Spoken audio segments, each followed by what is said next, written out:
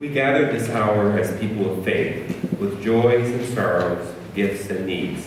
We light this beacon of hope, sign of our quest for truth and meaning, in celebration of the life we share together. We invite Sarah Pressing to kindle our chalice this morning. Please join me in saying our chalice lighting words in your order of service. We light this chalice for the warmth of love, for the light of truth, and for the energy of action. Thank you, Sarah.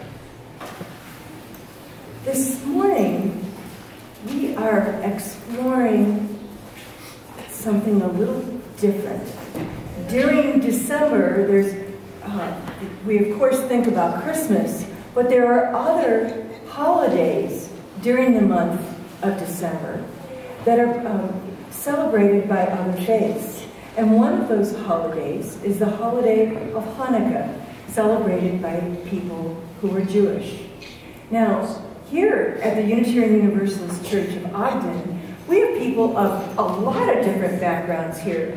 We have people who are from Christian background, we have people who are from Buddhist background, Muslim background, pagan background, no background at all, and indeed we have some of our members who grew up Jewish and still keep some of those traditions that are very important.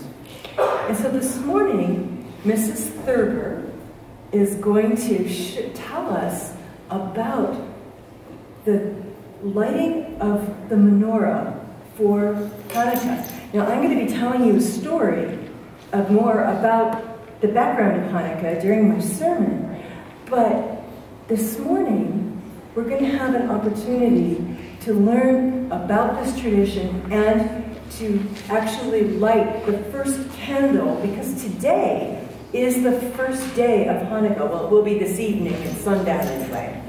And so she's going to show us about that. So let's listen to Karen, Mrs. Thurber. So you'll see here we have what some people would call a candelabra. It's a menorah. And the menorah has 9 candles on it, but there are only 8 days of Hanukkah. That's because we have a candle here called the shamash. And the shamash is the leader, and it lights the other candles and then remains lit in the middle all week long. So we start with the candle on the left, and we work from left to right. And what we're doing is for each day of Hanukkah, there's a candle. So tonight in my house, we will light the first candle, and we will allow that to burn, and the menorah sits close to the window, away from the curtains, of course, because the idea here is that passers-by will see that this is a Jewish home. And that's very important to us, for our neighbors who are primarily Christian, to know that there is someone of another faith among them. And so with that, I'm going to use this holy light here to light the shamash and to light the first candle.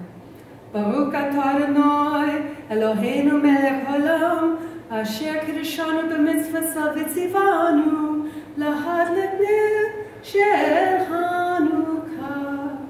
Blessed art thou, O Lord our God, King of the universe, who has commanded us to kindle the Hanukkah lights. Thank you. Shabbat shalom, Shabbat shalom, Shabbat, Shabbat, Shabbat, Shabbat shalom, Shabbat shalom, Shabbat shalom, Shabbat, Shabbat, Shabbat, Shabbat shalom, Shabbat, Shabbat, Shabbat, Shabbat shalom, Shabbat, Shabbat, Shabbat, Shabbat shalom, Shabbat shalom, Shabbat shalom, Shabbat, Shabbat, Shabbat, Shabbat shalom. Who here likes candles? Yeah, I've always loved candles. I love how they glow and flicker and light up the darkness. Candles are a source of wonder for us. And as we start our month of exploring the spiritual theme of wonder, it was wonderful to discover that the first night of the Jewish festival of Hanukkah will be tonight. And so we step in wonder to learn more about this tradition of lighting special candles from an ancient tale. Our story unfolds at a time about 2,200 years ago in the part of the world that we now call Israel, the home for the Jewish people. Alexander the Great had swept through the area and had brought it under Greek control. Over time, the Greeks introduced their culture to the local people. Some of the Jews were attracted to the Greek way of life, but other Jews resisted this assimilation to all things Greek, or Hellenization, as we call it.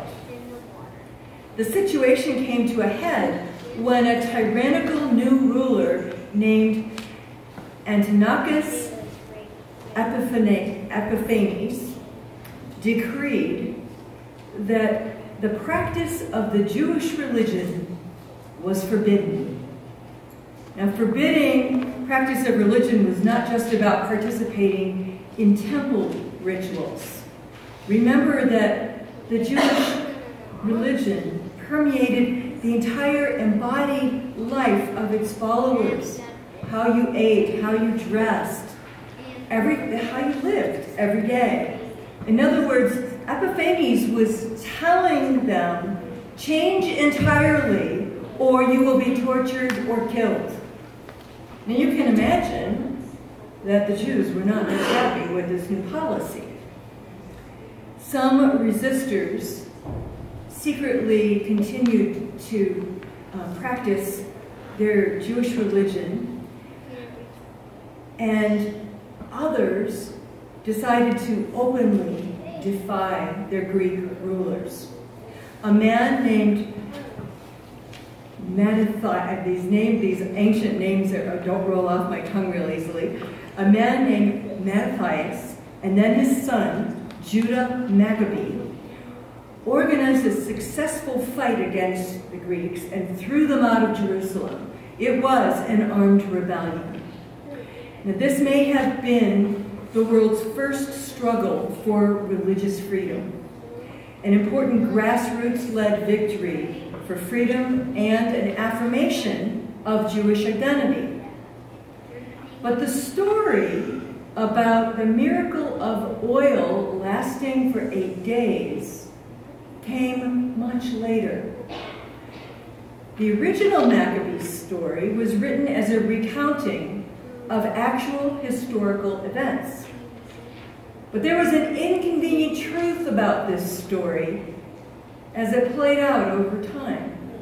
The Maccabees themselves became corrupted by power, and their direct descendants did indeed become Hellenized. They adopted the Greek ways that created additional factions within Judaism. And then, over time, the Jews in that part of the world found themselves being dominated by yet another culture. This time, the formidable Roman Empire. This time, some of the rabbis thought, you know, it's best that we downplay this story about rebellion, you know, because that's a very human thing to do, but it's also quite dangerous. It's a dangerous political strategy. And so the rabbis got together and said, we're going to reframe this whole story about the Maccabees. They created a story about the oil to distract from the glorification of the rebellion part of the original Maccabees story. Now, to understand what they mean by about the oil, this is the deal. A sacred flame burns in Jewish temples. And after the Greeks destroyed the temple in Jerusalem, there was only a little bit of the oil left. But of course, it was important to keep this flame burning. But this little bit of oil miraculously ended up lasting for 8 whole days. The length of time it took the Jews to prepare more oil, fresh oil, to then rededicate their temple and make it holy again. So this second story about Hanukkah, the word Hanukkah meaning dedication, is a story that injects God into the picture as a worker of miracles and as a savior of his chosen people. The original Maccabee story focused on the courageous human struggle for freedom and the right to one's own religious identity against all odds. The new story placed the focus on God coming to the rescue and working a miracle as a calling card left behind, a reminder of God's power and good works. So indeed, these are two very different stories.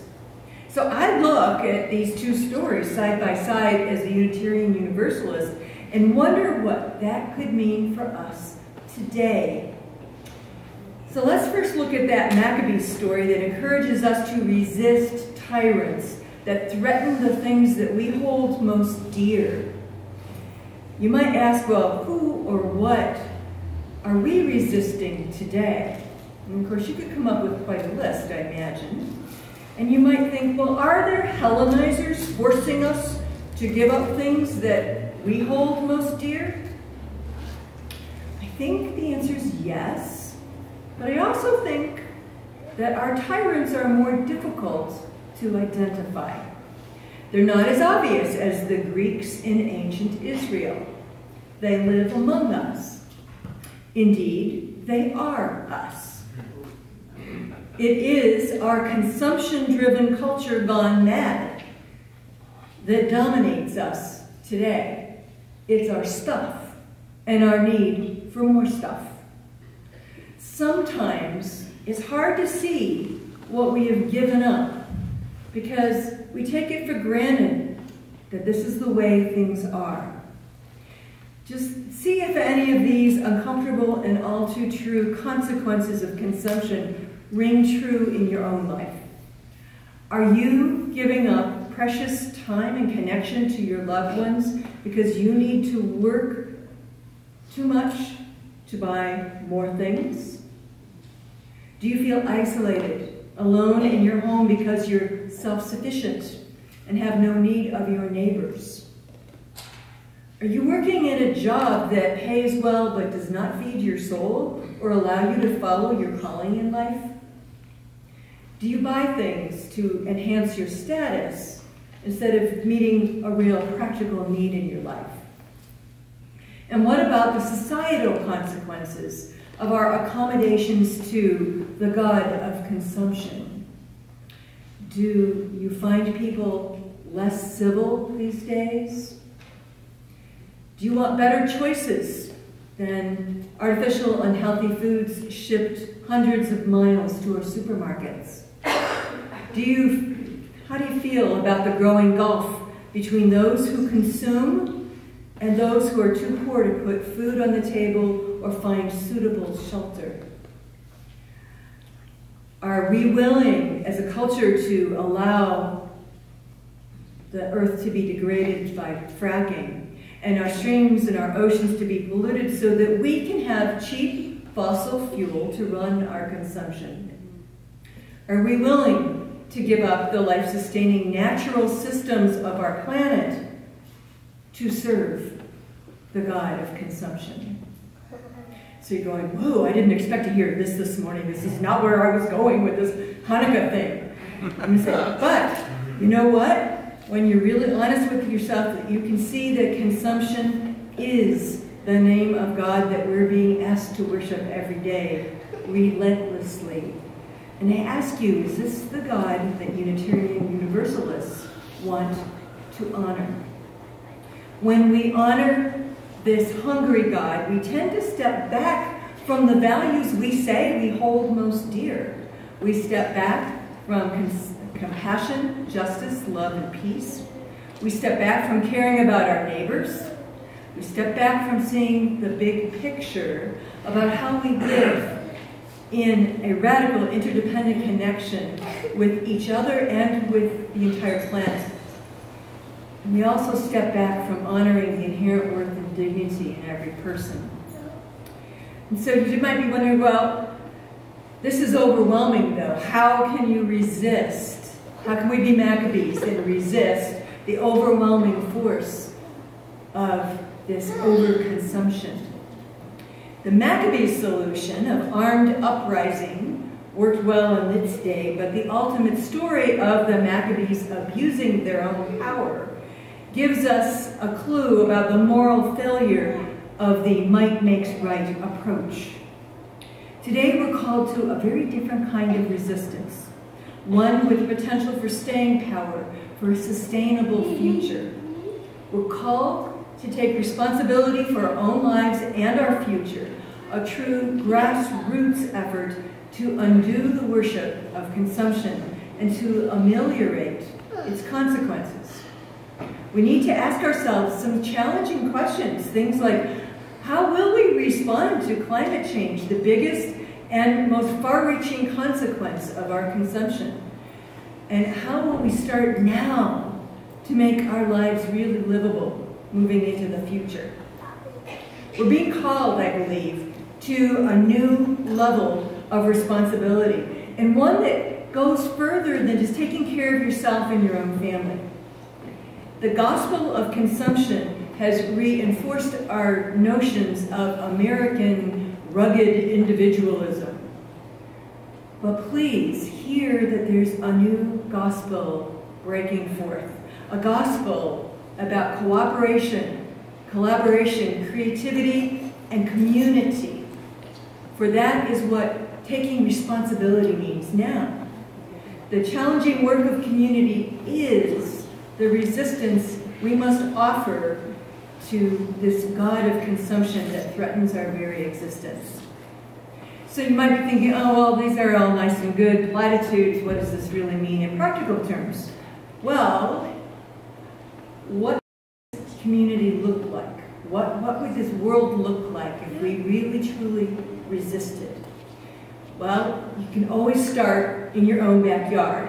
We can be YIMBYs instead of NIMBYs, meaning yes, in my backyard, instead of no, not in my backyard. We can rise up with the Maccabee energy to change what happens right here in this area. You know, we're beginning to see bits and pieces of it right now.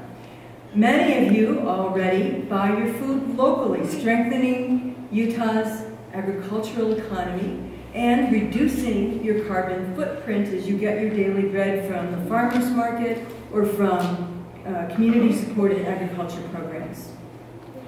And here's an interesting thing about that. A study has said that there's a connection between the local food movement and community building, showing that people are 10 times more social interaction going on at a farmer's market than when you go to the supermarket. Yeah, so when you're doing an act of resistance, it can be fun and sociable too. That's really great news. So you think, what else can our moral imaginations do with YIMBY? So who says that we need to eat alone in our homes, at our separate tables, or at our separate tables in restaurants each meal? What if the congregation invited the whole neighborhood for dinner once or twice a week? Yeah, you heard me. The whole neighborhood. Not just congregants, not just people who are hungry and need a meal. I mean everybody. Think of the possibilities. Think of a neighborhood potluck a couple of nights a week. It could give families a chance to socialize, perhaps play some games with other families after dinner. It could give respite to harried parents who've been working all day and don't have the energy to cook a full, wholesome meal. It could actually facilitate getting to know your neighbor. What a radical idea. And discovering what other kinds of things that could be shared. Lawnmowers, snow blowers, children's books and toys, specialty cooking equipment, power tools, kayaks, bicycles. You get the idea. We could end up buying less stuff. We normally don't put our trust in these very simple kinds of things, But these are the things that are radically resistant to the everybody out for themselves way of life that we live in America. So now let's think about the other part of that Hanukkah story. The part about the miracle, part about the oil that lasts for 8 days. My sense is that there's a very basic lesson here that ties in directly with our radical resistance to consumption. The lesson is we can do more with less.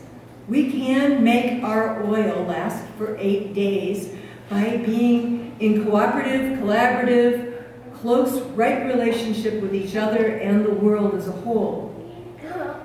And that's where God enters the picture. Not a powerful, otherworldly, out there God, but God. God as expressed as humans in right relation with creation, acting for love and justice. It's about humans being the miracle makers. While Unitarian Universalists usually tend to associate miracles with supernatural forces and great skepticism, I believe in the original meanings of the word miracle. That is, to be simply astonished, amazed, surprised, and to smile. I am amazed, astonished, surprised, and I find myself smiling at the ability of people to rise to the occasion and do the right thing, knowing that we have the resources deep within us to create beloved community. We are the ones that we're waiting for. Yeah, I do believe in miracles. You should know that your leadership at this church did not even hesitate for a moment about opening the doors to this church for the English as a second language program. That is awesome. That is totally awesome. But you know, according to Jewish laws, the Hanukkah candles are lit only for the purpose of inspiring awe, reverence, and wonder. They're not to be used like other candles to light the space for work or study or other purposes. So when we think these days about millions of candles being lit around the globe for climate change vigils and for peace vigils, I'm awestruck and I am filled with wonder. I'm amazed and humbled by the actions of millions of ordinary people rising up to say, enough, let's go a different way. Let's work together to discover a new way to live that sustains us all. As I gaze upon these lights, I do feel a deep hope that miracles are happening at this very moment in Paris as world leaders are there discussing and figuring out what we can do, how we can commit to save our planet. As the menorahs are lit around the world tonight, there's one candle that's the most important one, the shamas, or the servant candle. This is the candle that kindles all the others and gives its own light so that others may be illumined. Let each of us burn brightly as a servant candle, giving of ourselves so that we may live in a world of compassion, justice, love, and peace. Because the word Hanukkah means dedication, as the temple was rededicated and after its destruction in Greek rule, I'm inspired to share words of dedication with you from the Hanukkah blessing written by Rabbi Peter Schweitzer from the City Congregation of Humanist Judaism in New York City. Rabbi Schweitzer says this about the 8 candles of a Hanukkah. Remember, this is the humanistic Judaism branch of the family. The first light is the light of reason. It is the light of reason that teaches us to see the difference between right and wrong. The second light is the light of self-esteem. It is a light of self-esteem that inspires us to believe in ourselves. The third light is the light of courage. It is a light of courage that gives us the strength to stand up for our beliefs. The fourth light is the light of freedom. It is the light of freedom that reminds us to take responsibility for our own lives. The fifth light is the light of love. It is the light of love that enables us to care for those in need. The sixth light is the light of loyalty. It is the light of loyalty that helps us to keep our promises to those who depend on us. The seventh light is the light of generosity. It is a light of generosity that encourages us to give even when we do not receive. And the eighth light is the light of hope. It is the light of hope that leads us to a vision of a better world. So in the spirit of those grassroots fighting Maccabees, let us rise up to be the bright servants who will save the world, starting in our own backyard. May it be so. For all life is a gift, which we are called to use, to build a common good, and make our own days glad.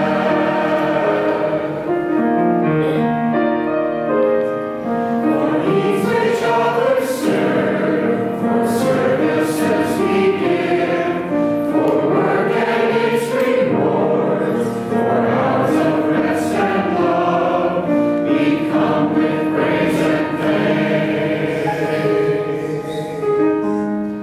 For all that is our life.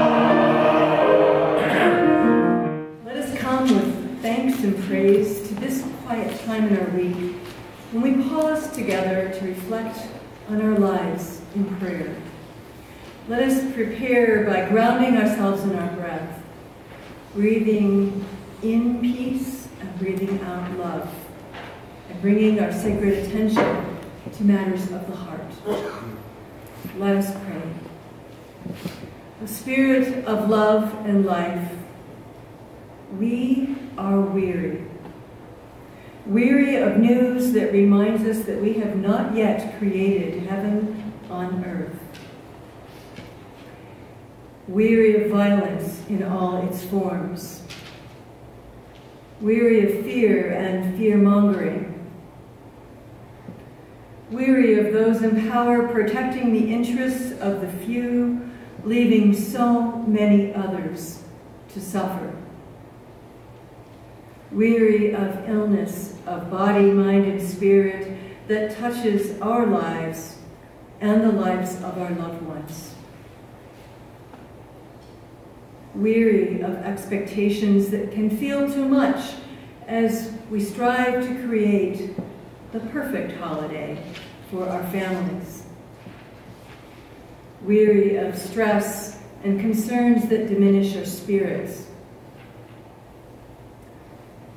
Oh God, help us face our weariness with grace.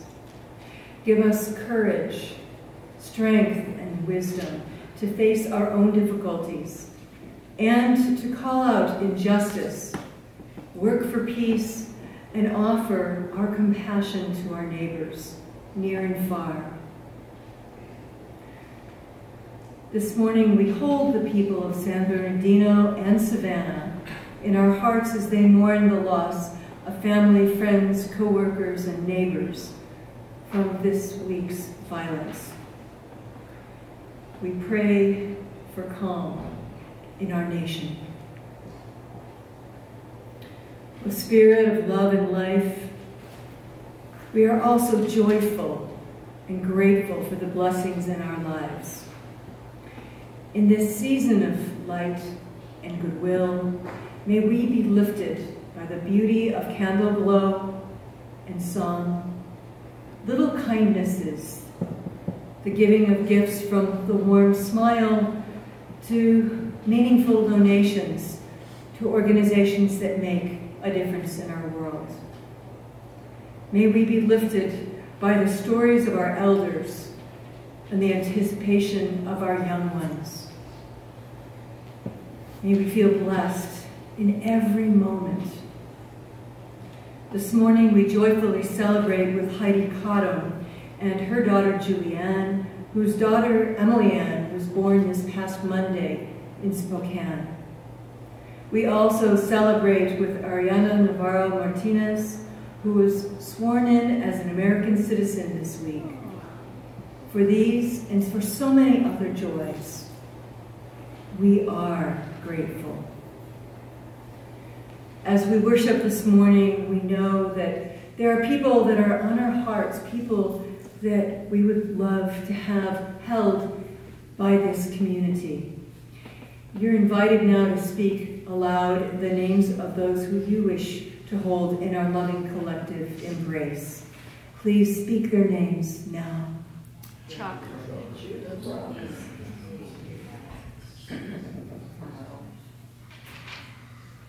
By listening, we weave the fabric of the beloved community. May we feel the loving support of this congregation, our dearest loved ones, and the spirit of life that holds and sustains us through our times of joy and sorrow together.